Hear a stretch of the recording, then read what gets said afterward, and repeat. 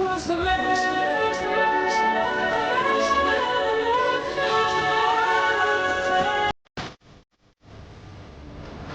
Hello, welcome back to another edition of SuperCoach Edge as we chat about all things BBL SuperCoach, of course.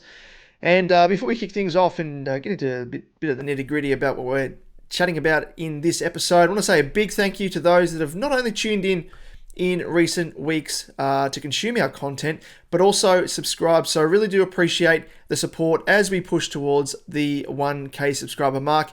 Extra incentive also for those new to our channel to subscribe, as we'll be doing a giveaway to one lucky subscriber once we hit that 1K mark. And it'll be a one-of-a-kind prize, which we're excited about to potentially produce more of if there is interest. So let's just leave it at that.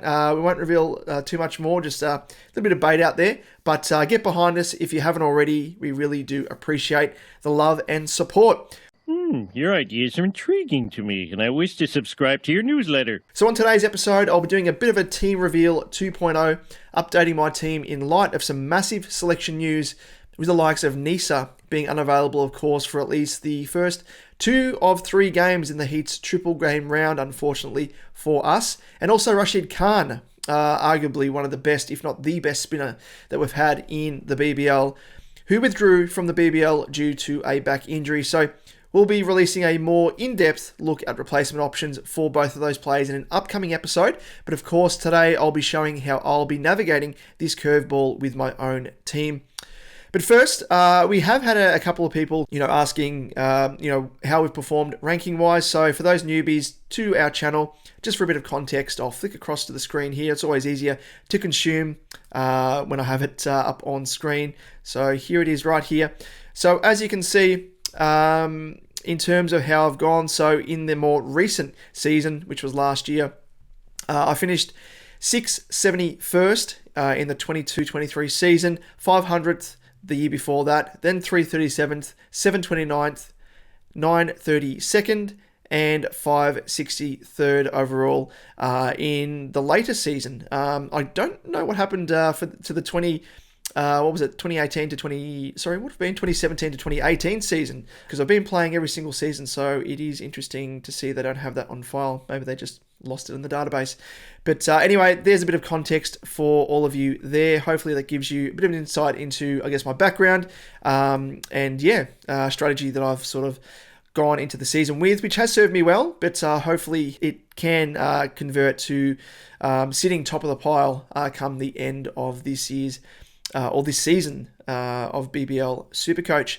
So without further ado, boo-boo, let's get into things. As you can see there's a couple of blank spots in my team at present.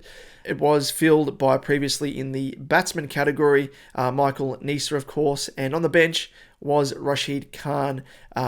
So Rashid Khan, the reason I had him on the bench there, I did detail it in my previous video, so apologies if I am doubling up a little bit. But for those people tuning in for the first time, there's a bit of context for you kind folk.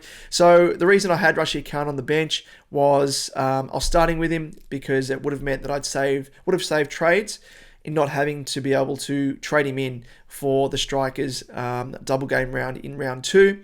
And then also the fact that if you perform well in round 1, I would have considered potentially bringing in a non-playing player in order to loop his score on field. And then with Neser, as you can see there, a big vacancy left, a big hole in our team, and all of your teams, no doubt, as well, because he was well and truly up there in terms of ownership percentage, and rightfully so. Triple game round for the Heat, one of the best all-rounders, as we all know, at national level for the Aussies, but also in BBL, went on an absolute tear last season. So it is unfortunate that he is going to miss the first 2 of the 3 games in the round 1 for the Heat. And I imagine some of you out there were probably thinking, well, if he plays the 3rd game in round 1, does he still warrant selection? I don't think so. Considering that the Heat have a bye coming up in the early rounds, you need to clear the decks when it comes to Heat players. I think they've got the round 3 bye. So, if you're bringing him in, it means you're just going to have to use a trade in order to trade him out. And if he's playing the single one game in their triple game round, it virtually means he's a single game round player. So he probably provides as much value as, say, Daniel Sams, any of those sort of guys in teams that only have the one game in round one. So I guess with both of these guys out of my team, as you can see there, it leaves me with a collective 343, as you can see at the top there, 0.1k in the bank. And with Neser priced at the value of 194k as the third highest priced player in the batsman category and the sixth highest in bowlers, the obvious option of going for someone cheaper will of course afford us with more money to spend on a replacement player for Khan. So a little bit of strategy here as to how you go about things. If you want to sort of spread the cash a bit more, get into mid-price players, but strong players as well. But of course, we'll get into that right now. So more broadly speaking, in terms of my own strategy, it does revolve around best replacements when I'm thinking of them. I'm actually aligning it with the fact that both Neser and Khan had they're playing more than one game in the first 3 rounds. So both of those guys, Khan had the double coming up, and of course Neser had the triple first up. So you've got to think about it in terms of that. Like, I'll get into a little bit further here. When it comes to BBL SuperCoach more broadly, ideally you want to be thinking about your trades 2 to 3 rounds in advance so you can best capitalize on the fixture. So it probably, for those people out there who have previously played AFL SuperCoach, NRL SuperCoach, this is a different kettle of fish. We have, of course, buys littered throughout the season and double and triple game rounds this year as well. So you've really got to plan your trades in advance and think about it in terms of trying to capitalize and getting those guys in. They're going to be playing more than one game in a single round. And that's part of the reason why I always look at things in a 2 to 3 game block.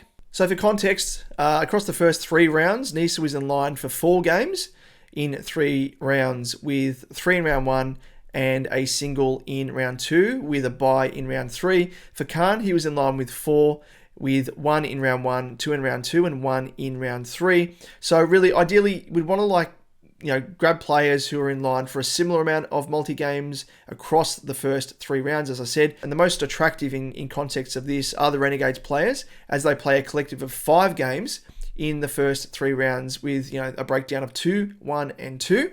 So they're actually more attractive than Heat players when you think about it in terms of that.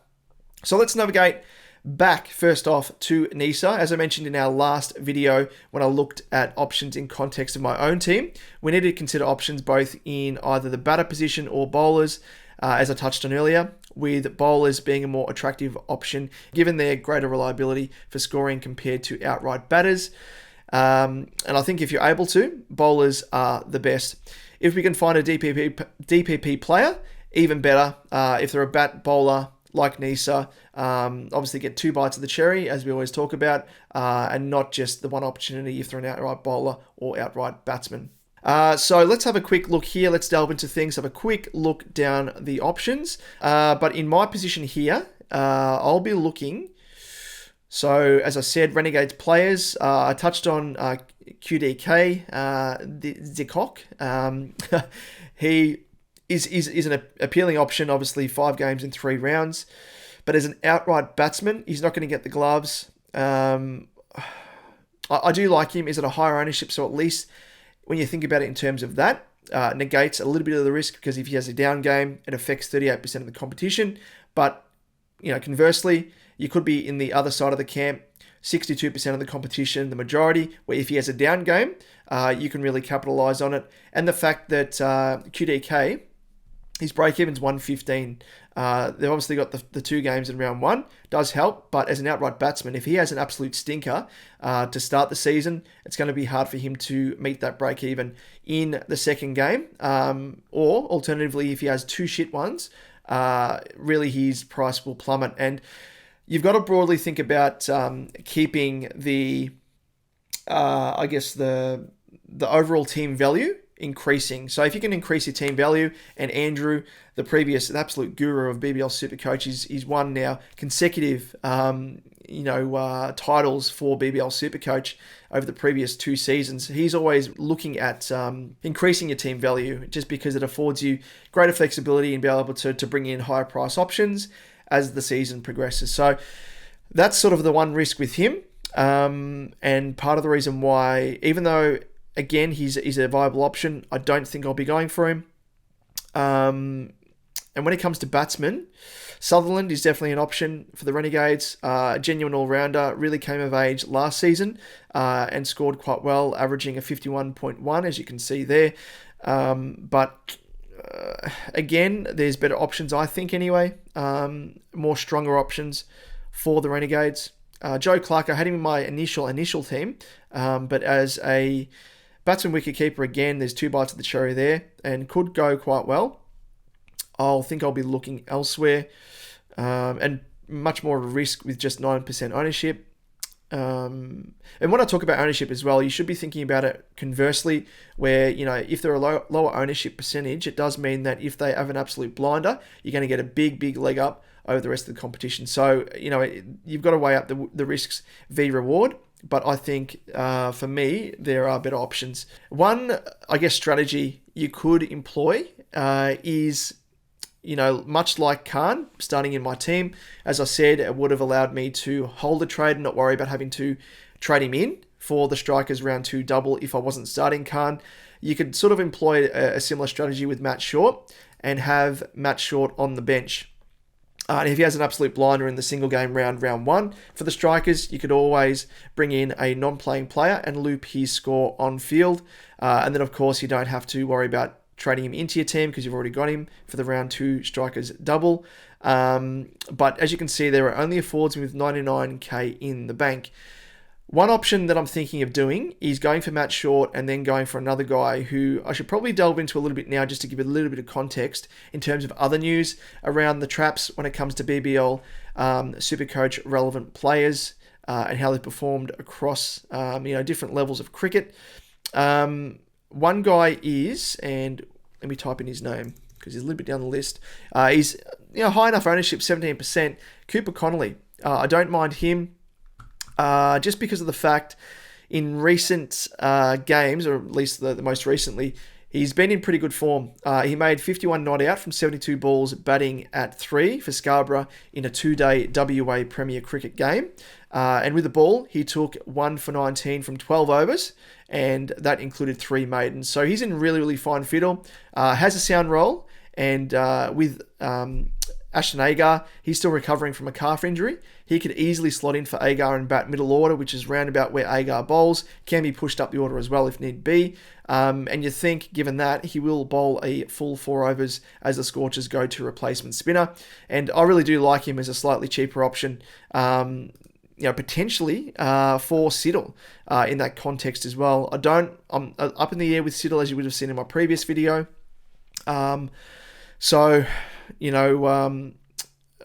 It does give us some loose change if we are to, slot him in for Siddle, which I'll end up doing now. You could easily put him in for the slot there for Neser, and it'd give you an absolute bank. Yeah, for me, I think anyway, that he is a sound option for Siddle in his spot, and looks like more of a reliable option and at a better cash cow with a double game round first up also, but better role as the genuine all-rounder. And also, as you can see there with his DPP, it provides flexibility for our team in switching things around for buy cover when we need it. So I actually might do that. I was going to cover Connolly a little bit later, but might as well do it now. So he's probably one option outside of Khan and Neser who I'm thinking of bringing into my side. So I'll bring him into my side now as a replacement option for Siddle, just because, unless it comes out close to the season that Siddle's going to have a sound role, going to play death, all those, those factors, those real juicy things that we're looking for when it comes to Siddle. But now that Siddle's at the Renegades, is a little bit iffy. So Cooper Connolly, he comes in, and let's reroute things. So he will take the spot, of Siddle. I'll get rid of Matt Short, just because, as you can see, and 104k, I could go for another player, say, where are we? I could go for a Sanger. Where is he? Tanvir Sanger. I really do like him. Only has the single game round to start the season, but he could be a bench option. I could always put Matt Short on field and then have Tanvir Sanger on the bench, and then have Cooper Connolly, or maybe even have Cooper Connolly on field, considering that he's playing the double game round in round one, and have Matt Short as sort of that loop option off the bench, and then have Tanvir Sanger as a genuine cash cow who I really like, and I might try and find a way to bring into my team, but at this stage, we'll just leave it as is. So, yeah, I think Short, I'll think about it. That's one route to go down. But let's continue on. So we'll look, as I said, with the batsmen, I don't think there's any outright batsmen that I'd be keen on. So let's jump across to the bowlers. Jai Richardson, I don't mind. He's a super player, as we all know. But as just a straight bowler, the Scorchers double game round adds extra incentive to potentially start him. But again, if I'm going to go for Jai Richardson, I might as well just go with Matt Short, because I need to bring Shorty in to my team in round 2. So these guys 50-50. And again, different strategy. Andrew Tye. I don't mind Andrew Tye. He's been super reliable death bowler across the journey. So he could be a really nice option for Neser. So let's go down this route anyway. Hardy will switch into our bats, just to visually allow things to be a bit easier to follow along with. So we could potentially go for, as I said, Andrew Tye. That'll leave us with 162.7k for someone on the bench. So he's a definite option. Tom Rogers, I mentioned him in the previous video. I like him. Renegades, 5 games in 3 rounds. This man right here, Kane Richardson. So across the journey, he's been quite reliable, and I'd be very confident in starting him. I'm going to stick with Richo for now. And we'll move on to the replacement option for Khan. Zampa, he's one as well. Majid wasn't in the best form, T20. Zampa, in comparison, was absolute world beater. Absolutely smashed it in some of the best form that he's had in recent times.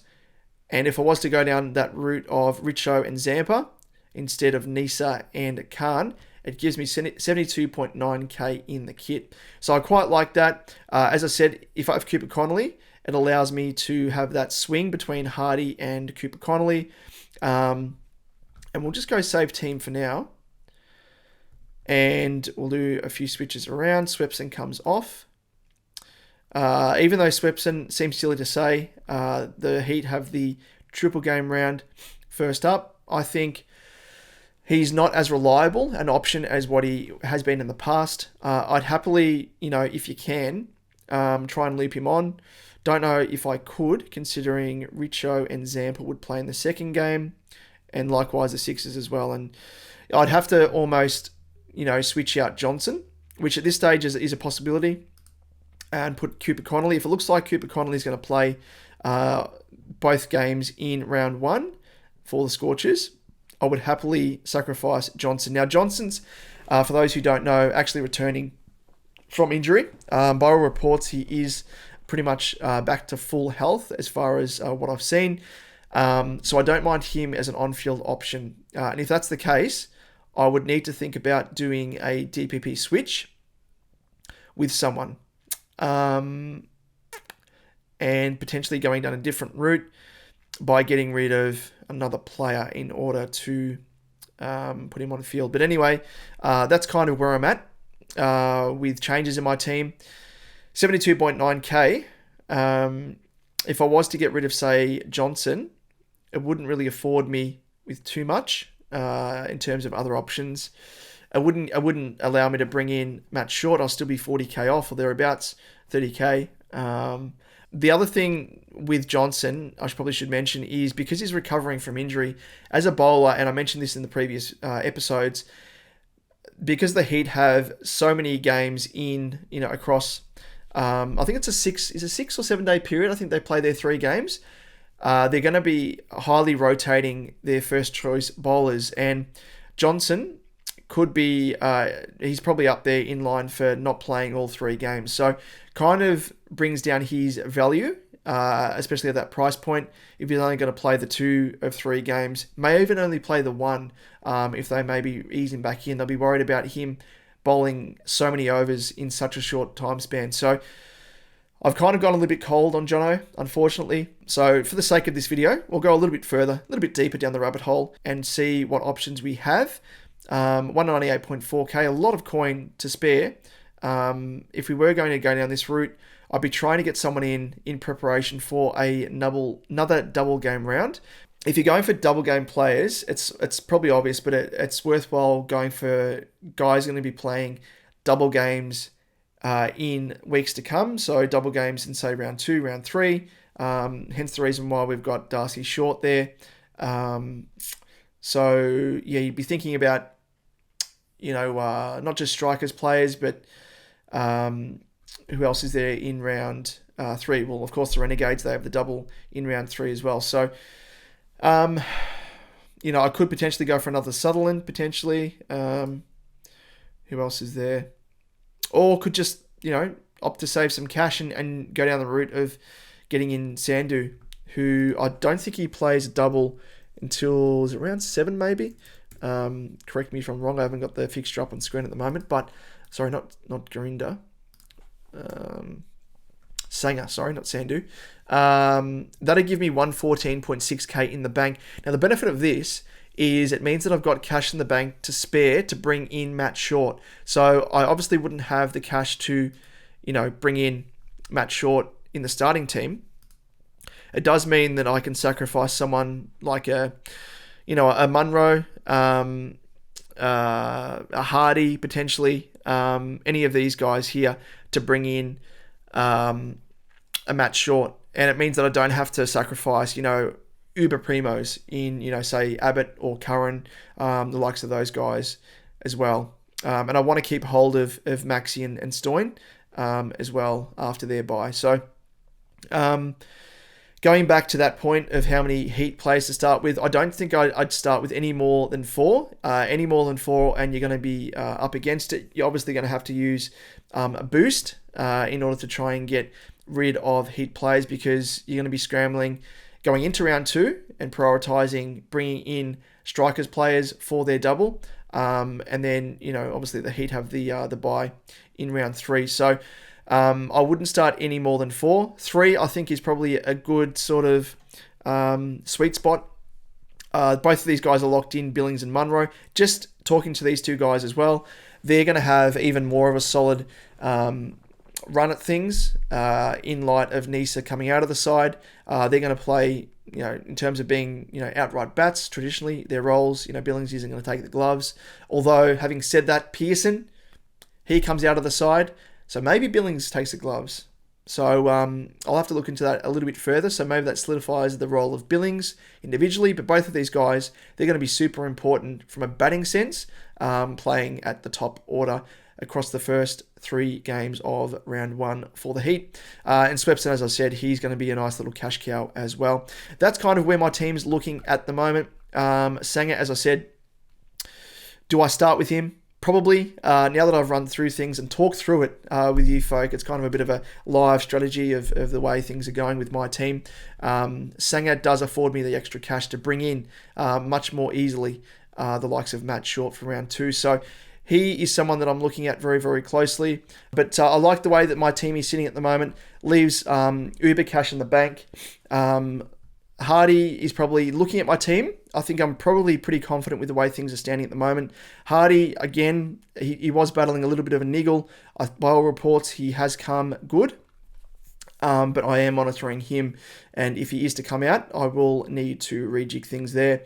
And there are guys as well, like Whiteman has obviously a double first up, should be one of the opening batters for the Scorchers, so I might have to think about, how things fall there.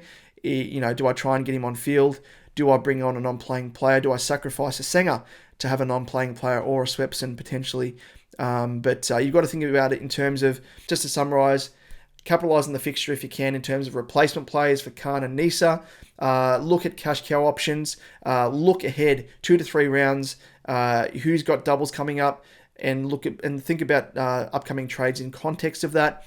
And then, of course, cash cows like Sanger, Swepson, Darcy Short, Whiteman, and McDermott as well, making cash, because cash is king when it comes to SuperCoach, as we all know, but more specifically for BBL SuperCoach as well, keeping that team value ticking along and hopefully increasing to get a jump on the rest of the competition. So that's my team. Let's lock it in. Save that for now. No doubt, of course, there's going to be another team reveal 3.0 coming up heading into the season. So be on the lookout for that. And of course, almost forgot to mention, we are rewarding, of course, those of you who have subscribed. Those of you who are tuned in every single week, really do appreciate it. And as reward, we are opening up another league, the SuperCoach Edge Switch Hit number 2 league. It has opened up. Jump in if you can, if the spot's available. Apologies if by the time you watch this video, it's all filled up. Don't worry, we will be doing another competitive league. And if maybe a handful, we'll see how we go. But as you can see there, the code for this league is 892737. So be sure to jump on that, check it out. And also, if you haven't subscribed, this is an unlimited group. If you haven't seen it, haven't jumped into it, it's a SuperCoach Edge Cup. So jump into this, and it is 118814. So make sure to jump into this unlimited league. If you miss out on any of the competitive league spots, don't worry, jump across to this. And hopefully we might think about maybe doing a bit of a prize for this. We'll see how we go. If we get enough interest, and if we can hit the 1K subscriber mark, we might think about doing that as well. As always, really do appreciate everyone tuning in. Appreciate everyone subscribing. If you can help us, again, subscribing for those who haven't done so as yet, to help us get to the 1K subscriber mark, so we can finally do that giveaway that we're hoping to do at the back end of the AFL SuperCoach season. That would be absolutely fantastic. So can't thank you all enough. And until the next episode, we'll see you same time, same place. We'll catch you then. Cheers.